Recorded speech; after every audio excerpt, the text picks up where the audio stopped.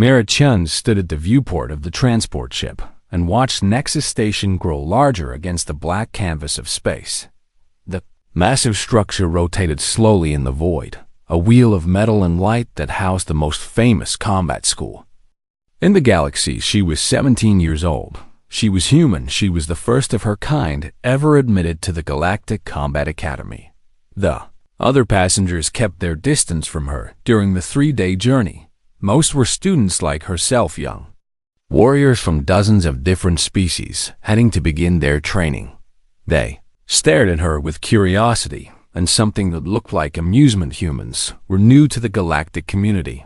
Only 30 years had passed since Earth made first contact with the Confederacy. In that time, humanity had proven themselves useful in trade and engineering, but nobody considered them warriors. Mira shifted the weight of her worn duffel bag on her shoulder. Inside were her clothes, her data pad, and a few personal items from home. But the most important thing she carried was the long bundle wrapped in faded cloth that she held against her chest. 3 days ago, her uncle had come to see her off at the spaceport in Beijing. Commander Jin Chun was retired now, but he still carried himself like a soldier. His hair had gone white and deep lines marked his face, but his eyes were sharp and clear. He had fought in the contact wars, the brief but brutal conflicts that erupted when humanity first met hostile alien species at the edges of explored space. Mira, he had said, pressing the cloth-wrapped bundle into her hands. His grip was strong and urgent. This has been in our family for 40 generations. She unwrapped one corner and saw the dull gleam of old metal. Uncle, I can't take this. You will take it. He interrupted. His voice was firm but not unkind. This blade was forged when Earth still had emperors and dynasties, when our people fought with steel instead of lasers. The aliens have forgotten what humans are capable of, because they have never seen us truly tested. You will remind them. Myra had wanted to argue, but something in her uncle's expression stopped her. She rewrapped the sword and held it close. What if they laugh at me? She had asked quietly. Jin Chen smiled then, a hard smile without humor. Let them laugh. Laughter dies quickly in the face of truth. Now, as the transport began its docking sequence, Myra clutched the bundle tighter. The station was enormous. Up close, thousands of ships came and went from its many ports, fighters and cruisers from every member species of the Confederacy. Through the viewport, she could see other transports disgorging students onto the main platform. A towering Cathari walked past, nearly 3 meters tall, with scales that gleamed like polished bronze. He carried a plasma lance that hummed with barely contained energy. A group of Varks floated by, crystalline beings that looked like living gemstones. Their gravity hammers distorted the air around them. Even from inside the ship, Mira could feel the weight of those weapons pressing against reality itself. A Dralith slithered along the platform, serpentine and graceful. The monofilament whip coiled at her side could cut through ship armor like paper. Myra looked down at her cloth-wrapped bundle. Just steel, just metal and leather and age. Transport docked with a metallic clang that shuddered through the hull. All passengers for Nexus Station, the automated voice announced. Please proceed to the exit. Myra shouldered her bag and joined the line of students filing out. The station's artificial gravity was slightly heavier than Earth standard. Each step felt like walking through water. Other species didn't seem to notice. Most of them came from high-gravity worlds. The main receiving area was massive, a circular chamber with walls covered in holographic displays showing the Academy's 3,000-year history. Famous warriors gazed down from the screens, champions and heroes from every corner of the galaxy. Not one human face among Thema. Processing stations stood at the center of the chamber. Students lined up before different desks based on their species classification. Myra found the one marked Terran and approached. The registration officer was a Balgathia species with 4 arms and compound eyes that glittered like clusters of black pearls. He looked up from his data screen as she approached. Name and homeworld: Myra. Chunos. The officer's mandibles clicked together in what might have been acknowledgement. He tapped at his screen with 2 hands while the other 2 reached for processing equipment. You are assigned to Cohort 17 Barracks Level 9. Section MD. Oh, you have any weapons or restricted items to declare? Myra hesitated, then held up the cloth bundle. I have a family heirloom, a sword. The Belgathi's compound eyes focused on the bundle. All 4 of his hands stopped moving. A sword. He repeated. His translator made the words sound flat and confused. Yes. Place it on the scanner. Mira unwrapped the cloth and laid the weapon on the examination platform. The blade was 3 feet of folded steel. The handle was wrapped in old leather darkened by generations of hands. The guard was simple, no decoration or ornamentation. Just function, just purpose. The scanner hummed as it analyzed the weapon numbers, and graphs appeared on the Belgathi's screen. Energy output, 0. He read aloud. His voice had taken on a strange quality. Power source. None detected offensive capability. Minimal material composition. Iron and carbon. He looked up at Mira, and his mandibles spread wide. The translator didn't catch the sound he made, but Myra recognized it anyway. Laughter. This is your weapon? The officer asked. You brought this to the academy? It's been in my family for centuries. Myra said. Her voice stayed calm, but heat rose in her cheeks. It's all I need. The Belgathi made the laughing sound again. His 4 hands worked quickly to complete her registration. You are cleared for entry. Please proceed to orientation. He waved her away, already focused on the next student in line. She heard him muttering to his colleague at the next desk. The human brought a museum piece. Can you believe it? More of that clicking laughter. Mira wrapped the sword back in its cloth and walked toward the orientation hall around her. The other students noticed her. Now noticed the primitive weapon she carried.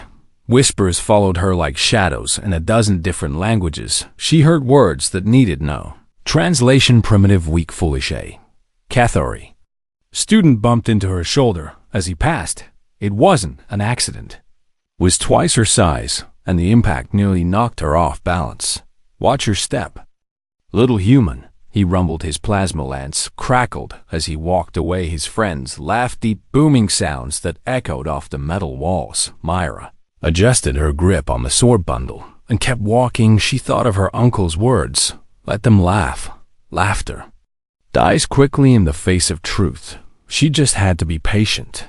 The truth would reveal itself soon enough. Orientation hall waited ahead. Through the doors she could see hundreds of seats arranged in a semicircle around a central platform. This was where her new life would begin. This was where she would prove what humans were capable of. Myra took a deep breath and walked through the doors. Ancient sword pressed against her side, waiting ready just like she was. The first week at the academy was designed to break students' physical conditioning that pushed every species to their limits. Combat drills that lasted until exhaustion claimed even the strongest academic sessions on warfare theory, weapons technology, and galactic military history. Myra survived it all, but barely. Her body wasn't built for this. Humans evolved on a relatively gentle world. Earth had danger, yes, but nothing like the crushing gravity of the Cathori homeworld or the toxic atmosphere of Dralith Prime. Every morning she woke with muscles screaming in protest. Every night she collapsed into her bunk feeling like her bones might shatter, but she never complained. She never quit, and she never let go of her uncle's sword. The weapon became infamous within days in the barracks. Other students would point and whispering. The training hall's instructors would pause and stare in the dining facility. The mockery grew louder with each passing meal. The worst of it came from Krath, was a Cathori noble, the son of a planetary governor and the grandson of a famous general. He stood 3 meters tall with bronze scales that caught the light. Like armor, his plasma lance was a custom model worth more than most human cities. It could punch through starship hulls at 200 meters. Krath had trained in the warrior academies of his homeworld since he was old enough to walk. He was ranked first in Cohort 17 He was expected to graduate top of his class, and he had decided that Myra's presence was a personal insult. On the 5th day, he cornered her in the dining hall. Myra was eating alone as usual. A bowl of synthesized protein that tasted like cardboard soaked in oil. The Academy food processors weren't calibrated for human taste preferences. Tell me something, little human. Krath boomed as he approached her table. His voice carried across the entire hall. Conversation stopped heads. Turned. Everyone wanted to see what would happen. Myra looked up at him, but didn't respond. She took another bite of her meal and chewed slowly. That weapon you carry, Krath continued. He pointed at the cloth-wrapped bundle that Myra kept beside her at all times. Does it even have a name? Or did your species not develop language when it was forged? Laughter rippled through the HFY students' crystalline body chimed with amusement. Group of Drellith hissed in what passed for their version of laughter. Myra swallowed her food and met Krath's eyes. It's called Jigoku no, she said quietly. Hell's Edge. The dining hall erupted. Students from a dozen species laughed until the walls rang with it. Krath threw his head back and roared with mirth. Hell's Edge, he repeated. Oh, that's perfect. Tell me, does this Hell's Edge have an energy output greater than 0? More laughter. A Balgathi student pulled up a holographic display, according to registration scans. She announced, the human's weapon has exactly 0 energy signature. It's literally just a shaped piece of metal. Perhaps she plans to club her enemies with it, suggested a Kethari from Krath's cohort. Or maybe she'll wait for them to die of old age, added Avorix. By the time she swings that antique, most opponents will have already won their battles. Mira felt her face burning, but she kept her expression neutral. She finished her meal in silence, while the mockery continued around her. When she stood to leave, Krath stepped into her path, running away. He asked, how very human. I'm going to training, Myra replied. You should move. Or what? Krath leaned down until his face was level with hers. His breath smelled like sulfur and hot metal. Will you threaten me with your toy sword? Myra looked at him for a long moment. Then she stepped around him and walked toward the exit. Behind her, the laughter started again, but she also heard something else. A quiet voice speaking in the instructor's common tongue. Foolish children. Myra glanced back and saw Instructor Valkarath watching from the doorway. He was an elderly Drellith who had served in the legendary Andromeda. Campaign scars covered his serpentine body like a map of old battles, his eyes milky with age tracked. Mira, as she left the hall for just a moment, she thought she saw something in his expression. Not pity, not amusement, something that looked almost like recognition. The mockery didn't stop. If anything, it grew worse as the days passed in combat theory class. A Varric student asked the instructor why humans were admitted to the academy when they clearly had no warrior culture. After all, the student said while gesturing at Myra, they bring primitive weapons to a modern warfare institution. It's embarrassing. The instructor, a stern Balgathi named Commander Thex, had frowned at that. The Confederacy's admission policies are not your concern, she said. Focus on your own training. But even that small defense felt hollow during weapons maintenance sessions. Students would demonstrate their equipment's capabilities. Krath's plasma lance could generate sustained fire at 3,000 degrees A. Drellith's monofilament whip could slice through practice drones without slowing down. The Vorig's gravity hammers could create localized fields strong enough to crush stone. When it was Myra's turn, she simply showed them how to oil and clean steel. The silence that followed was worse than laughter. Someone in the back whispered, "Is she serious?" In the barracks at night, Mira would unwrap her uncle's sword and study it by dim light. The blade was beautiful in its simplicity. No circuits or power cells, no energy conduits or targeting systems.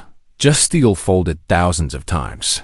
Strong enough to hold an edge, flexible enough not to shatter. She thought about her uncle's words, about the 40 generations who had carried this displayed about the wars they had fought and won with nothing but skill and determination. Earth's history was written in blood. Humans had spent 10,000 years learning to kill each other.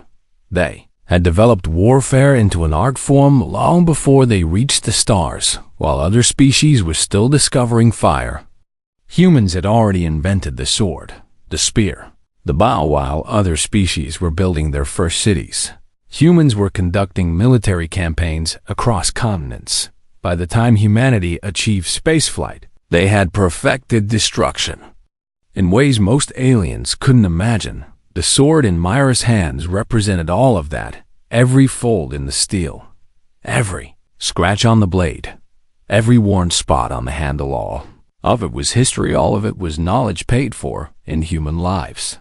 The other students saw a primitive weapon. Myra saw the accumulated wisdom of countless warriors who had stood where she stood now, facing opponents who underestimated them, facing enemies who thought they were weak. On the 14th day, the rankings were posted. Every academy cohort maintained a hierarchy based on combat scores, academic performance, and instructor evaluations. Krath stood at number 1 with a perfect score. Myra ranked dead last at position 73 below her name. Someone had added a comment in the common tongue.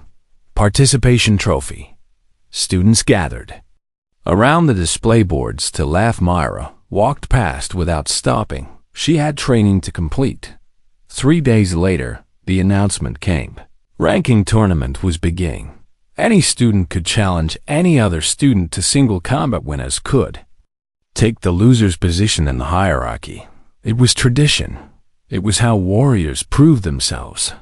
And, according to Academy law, challenges could not be refused. Myra was in her bunk when she received a notification on her datapad. She opened the message and read the simple words: Krath of House Volcarthax formally challenges Myra, Chun of Earth, to ranked combat location. Arena of Ascension time, tomorrow. Third cycle weapons, personal choice, prepare yourself. Myra set down the pad and looked at the wrapped sword lying beside her. Tomorrow, then tomorrow they would learn. She began to clean the blade. News of the challenge spread through Nexus Station like wildfire. By evening, every student in the academy knew about it. By midnight, betting pools had formed. The odds were 500 to 1 against the human. Some students bet their entire monthly stipends on Krath. Outcomes seemed that certain. Myra spent the night alone in the observation deck. Through the massive viewports, she could see Earth hanging in the distance, a blue marble against the black. Her homeworld looked so small from here, so fragile. She thought about all the people down there who were counting on her. Not just her family, but all of humanity. Earth was still the new species in galactic politics, still trying to prove themselves worthy of respect, still fighting against the assumption that they were primitive, weak, unimportant. This duel had become about more than just her ranking. It was about whether humans belonged among the warriors of the Gens galaxy. The door to the observation deck slid open. Myra turned, expecting to see another student come to gawk at the human who was about to be humiliated. Instead, she saw Instructor Velkarath, Old Dralith, move slowly, his serpentine body sliding across the floor with the careful movements of age, his milky eyes fixed on her with an intensity that made her straighten. "You should be resting," he said. His voice was like gravel sliding over metal. "I couldn't sleep." Myra admitted. Velkarath approached the viewport and gazed out at the stars. For a long moment, he said nothing. "I have read your species' history." He finally spoke. "The classified files that the Confederacy keeps on every member world. Most instructors have not bothered because they assume humans are too new to have anything worth studying." He turned to look at her. "They are wrong." Myra felt her heart quicken. "What did you read?" "Everything," Velkarath replied. "The wars you fought among yourselves for thousands of years. The weapons you developed to kill each other more efficiently. The battles that claimed millions of lives. The bombs you developed, the sieges that lasted decades. The empires that rose and fell in oceans of blood." He gestured toward Earth with one clawed appendage. Your species has been at war with itself for your entire recorded history. You have developed more ways to kill than any other species in the Confederacy, not because you are evil, but because your world forced you to become survivors. Myra didn't know what to say. The other students mock your weapon. Velkarth continued. They see primitive metal and laugh, but I see something different. I see a tool that has survived hundreds of generations. Because it works, because it has been refined and perfected by warriors who understood that war is not about technology, it is about will. He moved closer to her. Tomorrow you will face Krath is strong, skilled, and confident. He has every advantage except one. What advantage do I have? Myra asked. Velkarth's eyes gleamed.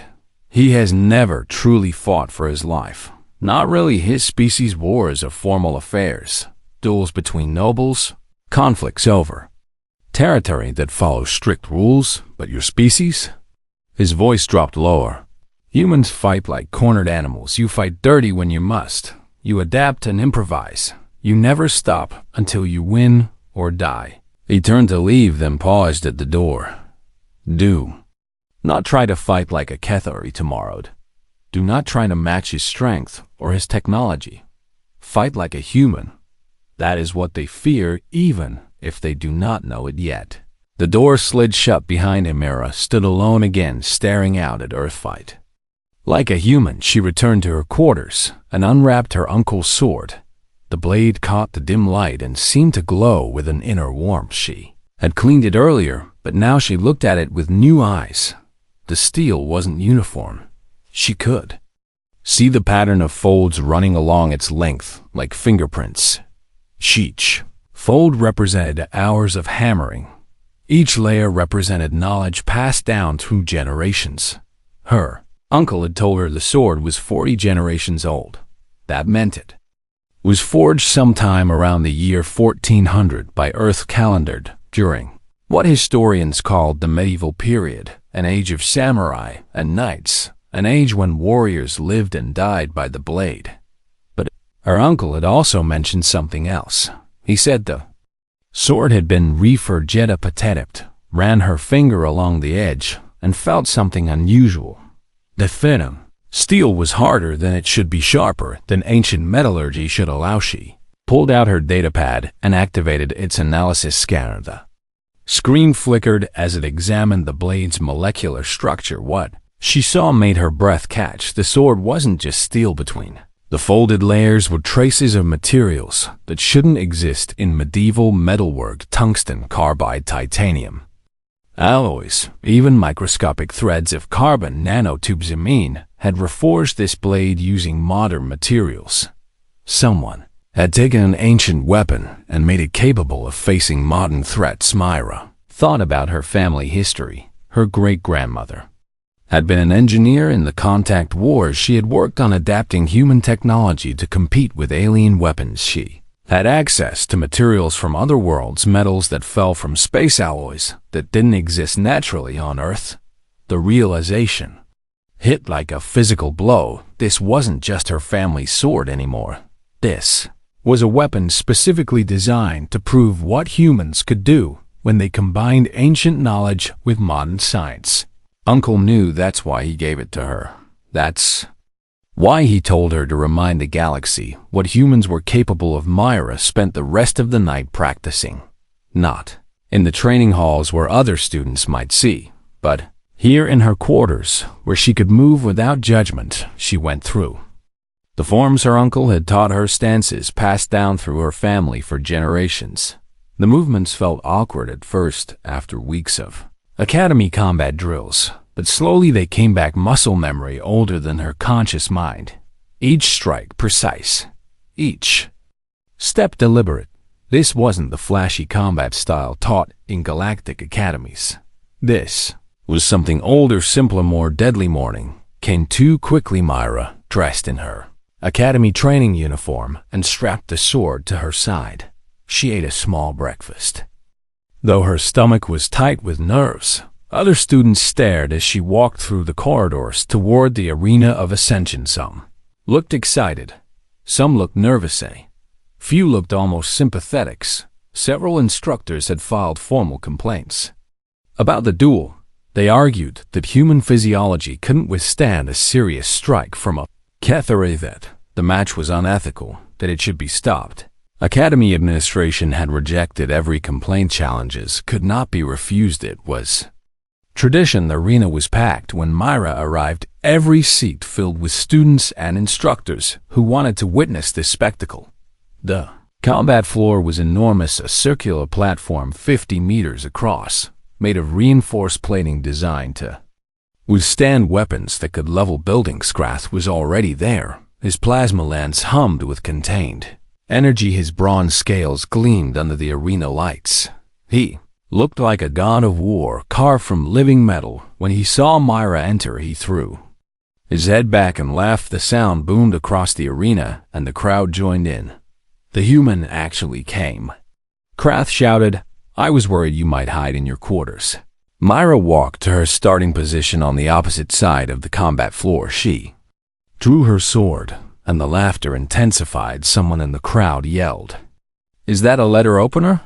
Someone else shouted, "This will be over in seconds."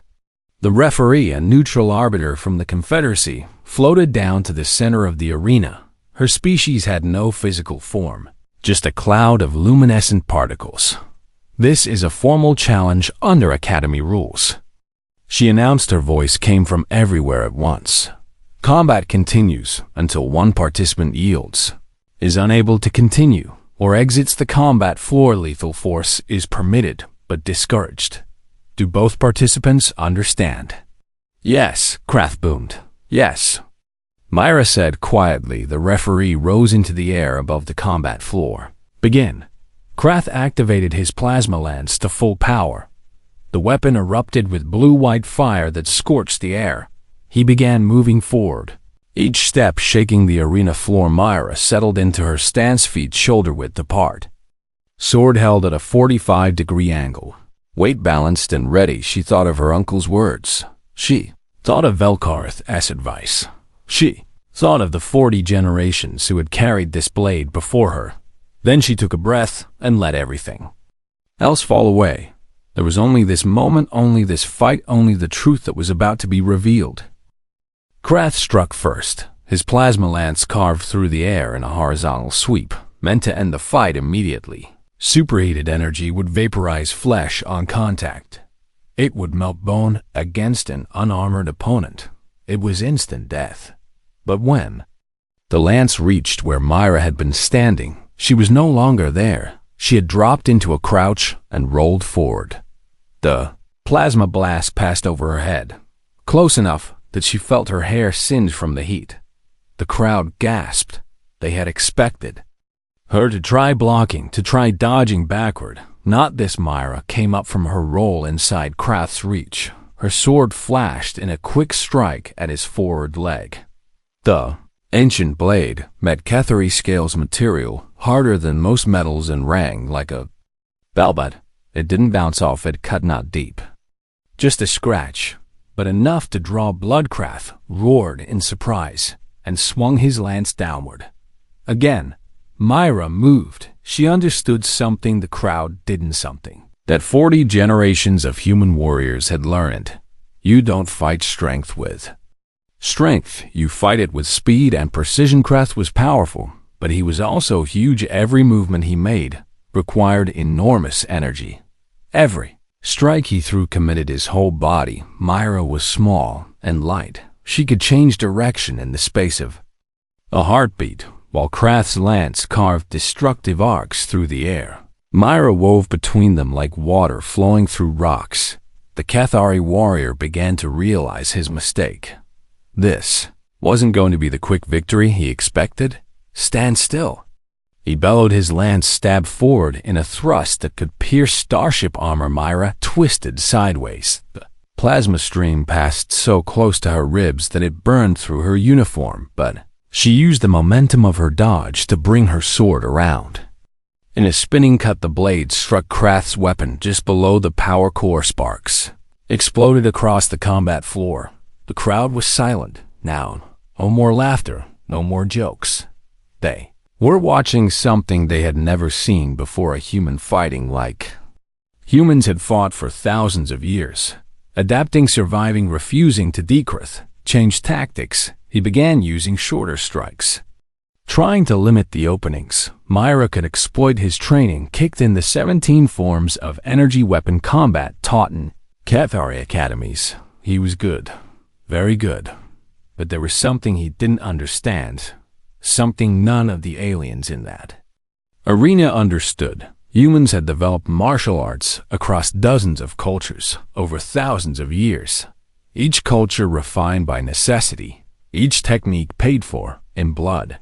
Japanese Kenjutsu, European longsword combat, Chinese Dao techniques, Middle Eastern similar fighting. Myra's family style combined elements from all of Thema, hybrid art that took the best from centuries of warfare. She moved through forms that predated spaceflight stances that warriors used when survival meant the difference between feeding your family or watching them starve.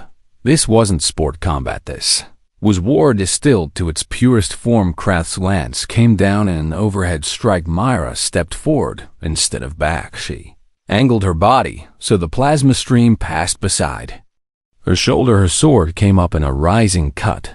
The blade made contact with Krath's wrist. The Cathari warrior jerked back with a hiss of pain. His grip on the lance loosened for just a moment. That was all Myra needed. She struck again, not at Krath, but at his weapon. Her sword's edge bit into the lance's power conduit. Something inside the weapon made a high-pitched whine. Krath's eyes widened. He understood what was about to happen. Tried to release the lance, but his hand was locked around the grip. The power core began to overload. Energy feedback surged through the weapon. With a desperate heave, Krath threw the lance aside. It hit the arena floor and exploded. The blast wave knocked both fighters backward. Smoke and debris filled the air. When it cleared, Krath was on his hands and knees. His scales were scorched black. His breathing came in ragged gasps, but he wasn't finished. The Cathari warrior pushed himself to his feet. His plasma lance was destroyed, but he still had his natural weapons claws that could tear through steel jaws, that could crush bone strength, that could snap a human in half. Looked at Myra with newfound respect mixed with rage. "You fight well for a primitive," he growled, "but this ends now." He charged all 3 meters and 300 kilograms of alien warrior coming at Myra like a landslide. No more technique, no more strategy, just overwhelming physical power. Myra stood her ground. She had been waiting for this, for the moment when her opponent abandoned skill and relied purely on strength. It was what humans did too when desperation set in, but she had learned to recognize it, predict it, use it. As Krath closed the distance, Myra adjusted her grip on her sword. She held it in a two-handed stance her uncle had shown her years ago, a stance called Haso no Kame in the old tongue. The stance of fire. Krath was 3 meters away, 2 meters, 1 meter. His claws extended toward her throat. Myra moved one step to the side. Minimal movement to let his momentum carry him past one cut, diagonal and rising, following the natural path of the blade. The sword passed through the space where Krath's defenses had opened, where his charge had left him vulnerable, where human warriors had been taught to strike for thousands of years.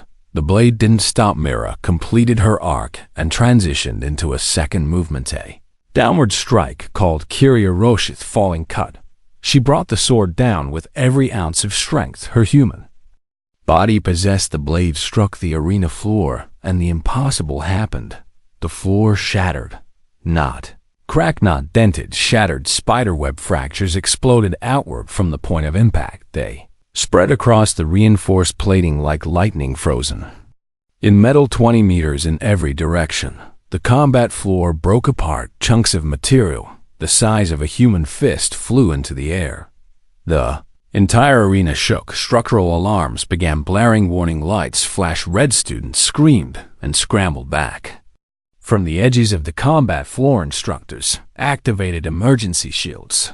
The referee's particle form scattered and reformed higher in the air. At the center of it all, Krath lay on his back. He wasn't seriously injured. Myra had pulled her cuts to avoid killing him, but he was defeated. His scales were scored with shallow cuts. His weapon was destroyed, and he was staring up at the human girl who stood over him. Her ancient sword still hummed with residual energy.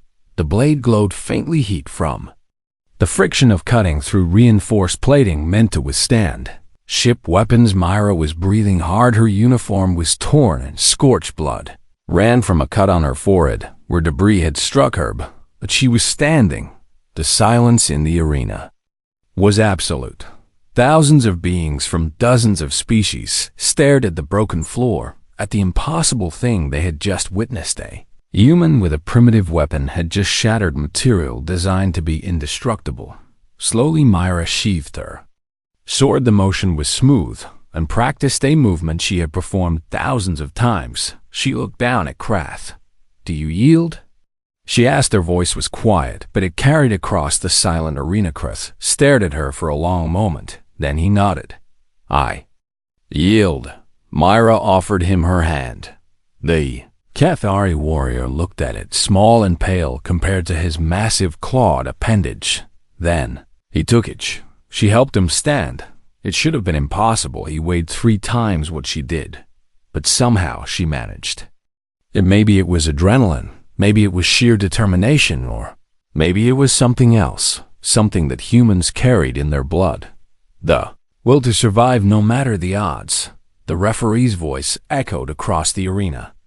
"The challenge is concluded. Victory to Myra-chan of Earth." Still nobody moved. Still nobody spoke. They were all trying to process what they had seen, trying to understand how the human had won, trying to reconcile their assumptions about primitive species with the evidence before their eyes. Myra walked toward the arena exit. Each step felt like moving through water. Exhaustion was setting in now that the fight was over, but she kept her head high. She kept her shoulders back. She was representing more than herself. She was representing Earth. Behind her, the crater in the arena floor steamed and sparked. Maintenance drones were already descending to assess the damage. It would take days to repair, maybe weeks. As Myra reached the exit, she heard someone in the crowd whisper, "Why is she?" Another voice answered, "She's human." Myra smiled. That was all the answer anyone needed. The medical bay was quiet when Myra arrived. The Belgathi doctor examined her injuries with professional efficiencies. The cut on her forehead, the burns on her side, the bruises forming along her ribs. Nothing serious, nothing that wouldn't heal. The doctor worked in silence, but Myra could feel her curiosity. Finally, she spoke. "How did you break the arena floor?" Myra looked at her sword lying on the examination table beside her. "I didn't break it," she said. "The sword did, but the scan showed no power source." The doctor insisted. "No energy signature, just metal." "Just metal," Myra agreed. "Metal folded 10,000 times. Metal strengthened with materials my great-grandmother added during the contact wars. Metal that has been refined and improved for 40 generations." She picked up the blade and turned it so the light caught the patterns in the steel. "My people have been making weapons for 10,000 years. We've had a lot of practice." The doctor's mandibles clicked thoughtfully. "Your species is more dangerous than we assumed." "Yes," Myra said simply. "We are." After the doctor released her, Myra returned to the barracks. She expected hostility or fear from the other students. Instead, she found something different: respect. They parted to let her pass. They nodded as she walked by. Some even spoke words of acknowledgement in their own language. Krath was waiting outside her quarters. His scales were still scorched in places, and he moved stiffly, but he stood straight and met her eyes. "I need to understand," he said. "That weapon of yours, what is it really?" Myra unlocked her door and gestured for him to follow inside. A small room. She unwrapped the sword completely and laid it on her bunk. This blade was forged in the year 1420 by Earth's calendar. She began. That was 600 years ago. It was made by a swordsmith named Chem Dao, my ancestor, during a time of war on my homeworld. Krath examined the blade carefully up Close, he could see details invisible from a distance, the microscopic patterns in the steel, the way light seemed to move through the metal. For 20 generations, the sword was passed down through my family. Myra continued. Each generation maintained it, cared for it, used it when necessary. Then humanity reached the stars and everything changed. She ran her finger along the blade's edge. When we made contact with the Confederacy, we discovered that our weapons were primitive compared to plasma lances and gravity hammers, but my great-grandmother was an engineer. She refused to abandon our history, so she took this sword and reforged it. Krath leaned closer. Reforged it how? She added layers of tungsten carbide between the steel folds, titanium alloys in the core, carbon nanotubes, woven through the structure, materials that didn't exist on ancient Earth, but that we found among the stars. Myra smiled. She combined 600 years of traditional craftsmanship with modern materials science. The result is a blade that can cut through almost anything, not because of energy or technology, but because of perfect metallurgy and simple physics. And the floor? Krath asked, how did you shatter? Reinforced plating? Force equals mass times acceleration.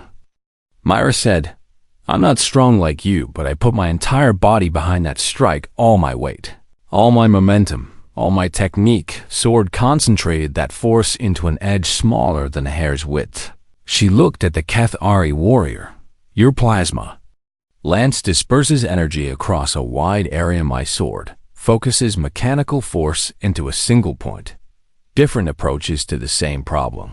Krath was silent for a long moment. I underestimated you. He finally said, I saw your size and your weapon and assumed you were weak. I was wrong. I apologize. Myra accepted his apology with a nod. You weren't entirely wrong, she admitted. Humans are weaker than most species. We come from a gentle world. We're smaller, slower, more fragile. She picked up the sword. But we're also survivors. We adapt. We learn. We never stop fighting. Krath left shortly after. Walking with newfound humility, word of their conversation spread through the academy. Students began to look at humans differently. Some researched Earth's history and were shocked by what they found. The wars that had consumed entire continents, the weapons of mass destruction humans had developed and used on each other, the death tolls that ran into the hundreds of millions, one species fighting itself with a ferocity that terrified alien observers. A Varric student came to Myra during combat theory class. I read about World War II on Earth, she said. Her crystalline body pulsed with nervous colors. Your species killed 50 million of your own kind in 6 years. Is that true? Yes, Myra confirmed. And the nuclear weapons? The Vorix continued. The ones capable of destroying entire cities? We built them, Myra said. We used them twice. The Vorix shuddered. Why would you do that to yourselves? Myra considered the question carefully. Because we had to learn the hard way, she finally answered. We didn't have the advantage of meeting peaceful species. First, we didn't have mentors to guide us to the stars. We had only ourselves. And we were our own worst enemy for thousands of years. She looked around the classroom at the dozens of alien students listening. Every weapon you see in the Confederacy was developed through relatively peaceful means. Your species cooperated to build them. They shared knowledge. They worked together. Myra's voice grew harder. Humans developed weapons alone, in competition with each other, with survival as the only motivation. Every advancement in warfare was paid for with human lives. Every lesson was written in human blood. The classroom was completely silent. That's why my sword exists, Myra continued. It represents 10,000 years of humans learning to kill humans, and now that we've reached the stars and found other species to stand beside instead of against. She paused. We're just getting started. The ranking boards were updated that evening. Myra. Chun. Position 1 Kreth of House Volcarthax. Position 2. The rankings didn't matter as much anymore. Something had shifted, and the Academy students approached Mira with genuine curiosity instead of mockery. They asked about human combat techniques, about Earth's history, about the weapon she carried. Instructor Velkarith found her in the observation deck again several days after the duel. "You have proven your point," he said. "The Academy will not forget this. The Confederacy will not forget this." "I didn't do it for glory," Myra replied. "I did it because my uncle asked me to remind people what humans are capable of. And you have succeeded," Velkarith said. "But understand, you have also made humanity a target. There are species in the galaxy who will see your people as a threat now." Myra looked out at Earth, hanging in the distance. "We've been targets before," she said. "We survived." "Indeed," Velkarith agreed. "That is what concerns them." He turned to leave, then paused. "Your uncle, Commander Jin Chun. I have read about him. Battle of Kepler Station, where he held off a marauder assault with only 30 soldiers. The siege of Luna Colony, where he refused to surrender even when outnumbered 50-1. The old instructor's eyes gleamed. "He is exactly the kind of warrior that makes other species nervous, and you have proven that his blood runs true." Myra smiled at that. Her uncle would be proud. She sent him a message that night, brief and simple. "Uncle Jin, I won my first duel today. The sword performed perfectly. Everyone here knows about humans. Now they won't forget. Thank you for the blade. Thank you for the lessons. He'll make you proud, Myra." The response came back hours later. "Myra, you already have 40 generations carried that blade before you. They would be honored to see it in your hands. Remember what I told you. The galaxy has forgotten what war truly means. They have forgotten what it costs. They have forgotten what humans learned in our blood-soaked past. Keep reminding them. Keep surviving. Keep fighting. The stars are ours. Now, let's show them what that means, Uncle Jin." Myra read the message 3 times. Then she wrapped her sword back in its cloth and placed it beside her. Bunk tomorrow would bring new challenges, new opponents, new lessons to learn, but tonight she could rest. Tonight, she had proven something important, not just to the Academy, not just to the Confederacy, but to herself. She was the inheritor of 40 generations of warriors. She carried the accumulated knowledge of 10,000 years of human warfare, and she would never forget what that meant. Outside her window, the stars burned. Cold and distant, somewhere among them were threats humanity hadn't met yet, enemies. They would face battles, they would fight, but whatever came next, humans would be ready. They always had been, from the first primitive tribes fighting over hunting grounds to the soldiers fighting in the stars. Humans never stopped adapting, never stopped learning, never stopped surviving. Myra closed her eyes and drifted towards sleep. The ancient sword rested beside her, waiting ready, just like humanity itself. And in the morning, the galaxy would continue learning what that truly meant.